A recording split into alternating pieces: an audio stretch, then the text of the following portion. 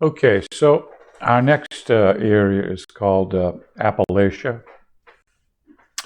and it was colonized by settlers from war-ravaged borderlands of Northern Ireland, Northern England, and the Scottish lowlands. Greater Appalachia is stereotyped as the land of hillbillies and rednecks.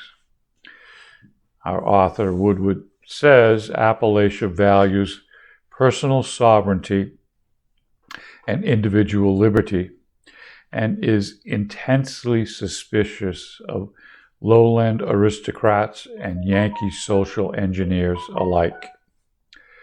It sides with the Deep South to counter the influence of federal government. Within Greater Appalachia are parts of Kentucky, Tennessee, West Virginia, Arkansas, Missouri, Oklahoma, Indiana, Illinois, and northern Texas. So one of the big industries in Appalachia is coal mining. And that's a dwindling enterprise as we speak. However, it was really important in the American Industrial Revolution, providing power and energy for factories. Very difficult and dangerous job. We have a song that kind of depicts the life of a coal miner.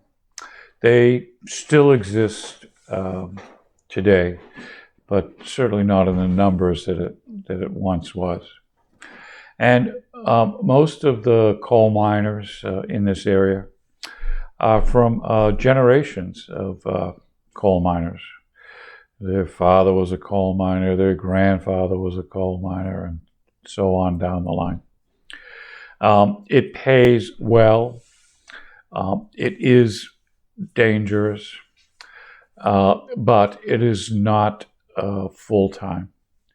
It's not like you go to work 52 weeks a year. You're lucky to get 26 weeks a year of full-time work. So at the end of the day, they don't make a lot of money per year. Moonshine is a term that's used throughout the area, and that is illegal whiskey.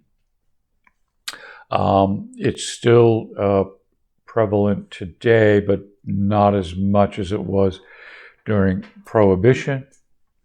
And the funny story is okay, so they would make the illegal moonshine whiskey in the backwoods of Appalachia. But they had to get it from the backwoods to the distributors, the illegal distributors, who went and sold it.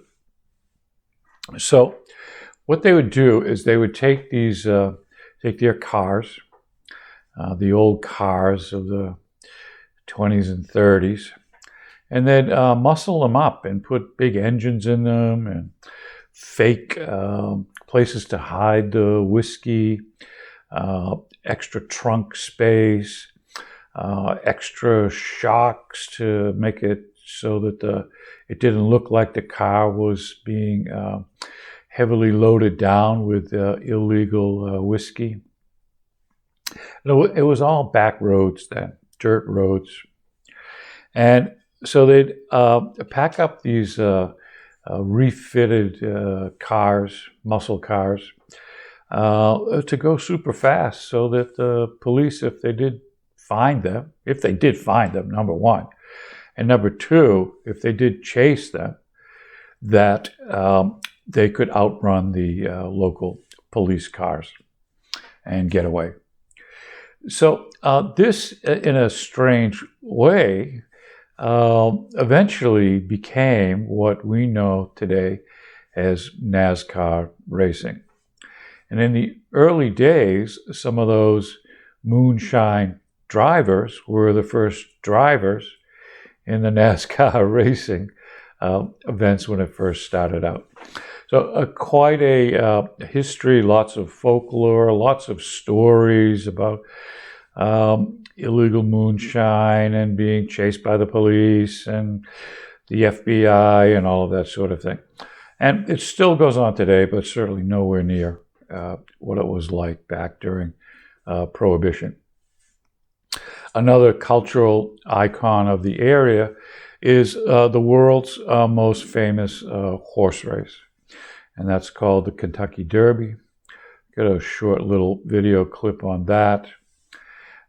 This is considered the most intense 2 minutes of any sport event in the world. A lot of money, a lot of bets, big parties, women wear funny looking hats, and it's a huge celebration that's celebrated. I think it's in May. I think it's in May, the Kentucky Derby. So it's kind of the first class horse or rider that wins this event, makes big money. The owners make huge profits. Those horses can sell for as much as $2 million that enter into this race. So Kentucky Derby should be on anyone's list to for their bucket list to go and see. Also within this area, another kind of infamous couple, Bonnie and Clyde, bank robbers. This was part of their area that they robbed banks and gas stations and led their life of crime for a short spurt, being eventually killed by the FBI in a shootout in, I think, Louisiana. So Greater Appalachia is a very interesting place. A lot of poverty, even still today. However, it has become more and more diverse area. A lot of immigrants in this area. Up and coming areas in North Carolina. It's kind of the secondary technology belt, surrounded by 3 universities. So it's growing. Land is relatively inexpensive. Housing is relatively inexpensive. So it's coming into its own, and it's certainly not the backwoods character that it had in the past. It's an up and coming, affluent place for the future.